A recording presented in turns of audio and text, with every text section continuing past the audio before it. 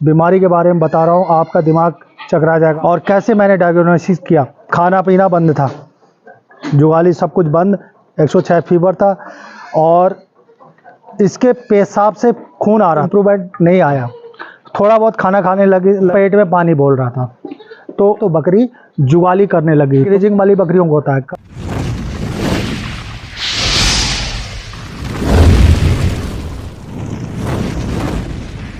दोस्तों नमस्कार, मैं Surendra Bisht Uttarakhand technical goat farming में आपका एक बार फिर से स्वागत करता हूं।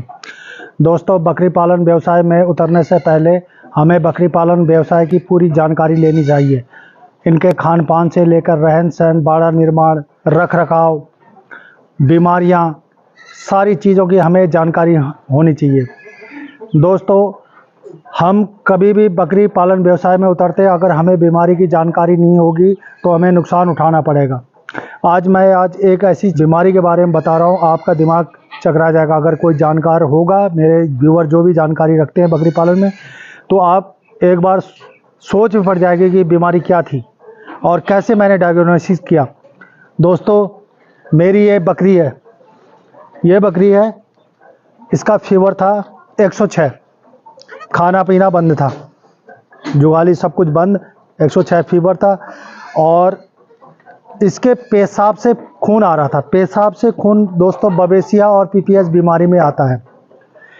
तो मैं जंगल में था, मैंने सर्वप्रथम मैं अपना किट थोड़ा साथ में रखता हूँ, तो मैंने इसको मोनोसेप, हिग्राम, मैनुलैक्स प्लस, सीपीएम और हाइब्रिड प्लस, मैंने बेलामाइल नहीं लगाया क्योंकि टेम्परेचर हाई था। मैंने इसके बारे में ये पूरी सीपीएम, बेलामाइल और हाइब्रिड प्लस के बारे में एक वीडियो बना रखा है। उसको अगर वो उसकी जानकारी लेना चाहते हो तो पूरी जानकारी ले सकते हो। तो मैंने इसको वो इंजेक्शन लगाए, थोड़ा फीवर डाउन हुआ क्योंकि मैनुलैक्स प्लस लगाया था तो थोड़ा टेम्परेचर डाउन करेगा, लेकिन इसमें इम्प्रूवमेंट नहीं आया। थोड़ा बहुत खाना खाने लग गई, जबकि अगर आप बुखार होगा तो 1 घंटे के अंदर बकरी खाना खाने लगती है, लेकिन इसे खाना नहीं खाया। अब बाकी उपकरण मेरे पास नहीं थे, मैंने कहा अब इसको घर में ही जाके चेक करूंगा।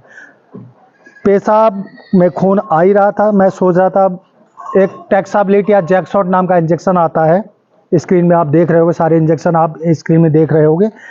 वो इंजेक्शन खून को रोकता है, ब्लड रोकता है, चाहे डायरिया हो, चाहे कहीं भी ऐसी बीमारी में टैक्साब्लिट या जैकशॉट लगाया जाता है।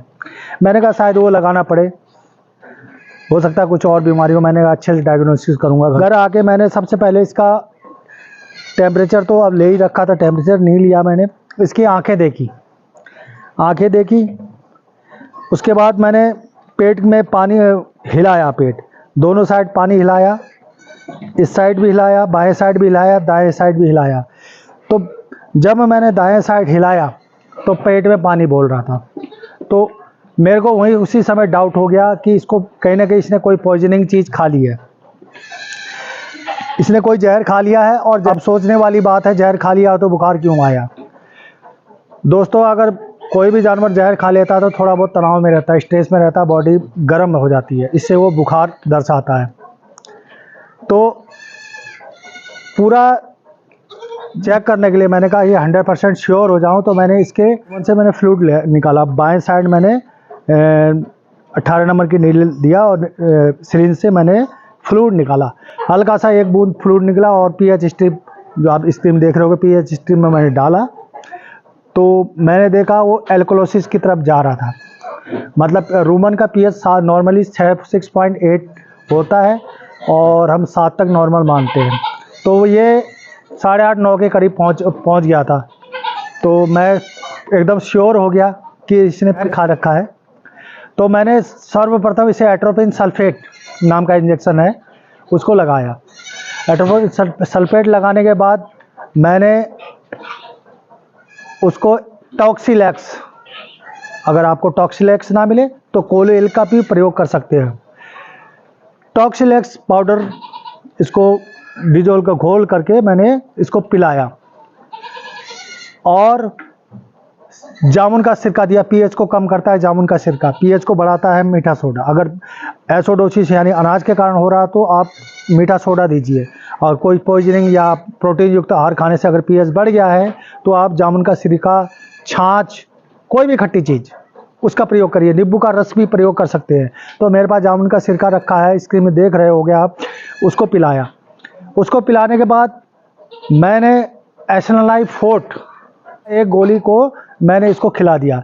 अगर आपके पास एसनलाइफ-40 ना हो तो रूमन एफएस और बूस्ट अप दोनों गोलियों को अलग अलग पीस के इनको पिला सकते हो।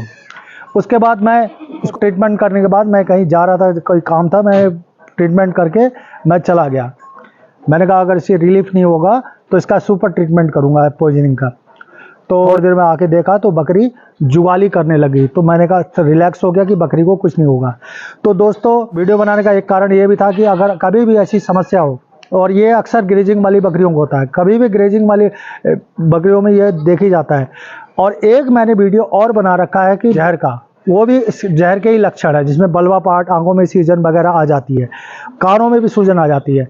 और एक ये साइलेंट पॉइजन का केस है, इसमें जल्दी दिखता नहीं है, लेकिन ये पीएच से पता चलता है। और मैं 100% श्योर कब हुआ, जब मैंने इसका पानी, पेट का पानी देखा, बोला साइड दाएं साइड पानी बोल रहा था, तो मैं 100% श्योर हुआ। अगर उससे पहले मैं सोच रहा था पेशाब से खून आ रहा था, तो मैं सोच रहा था बवेसी या पीपीएस हो जाए, उसका ट्रीटमेंट करूंगा। अगर मैंने सही डायग्नोसिस नहीं किया होता, सही ट्रीटमेंट नहीं किया होता, आज बकरी की मौत हो जाती, वो बकरी मेरी ख़त्म हो जाती और मेरे को कहीं ना कहीं नुकसान हो जाता है। तो इसीलिए मैं दोस्तों, मैं हमेशा यही कहता हूँ कि बकरी पालन व्यवसाय में उतरने से पहले आपको पूरी जानकारी लेनी चाहिए और हर बीमारी के बारे में आपको पूरी जानकारी होनी चाहिए। और एक और जानकारी देता हूं दोस्तों, मेरे इस वीडियो को पूरा देखना, मैं हर बिंदु को विस्तार से समझाता हूं। बकरी अगर आपकी बीमार हो तो सर्वप्रथम आप बकरी का टेम्परेचर लो।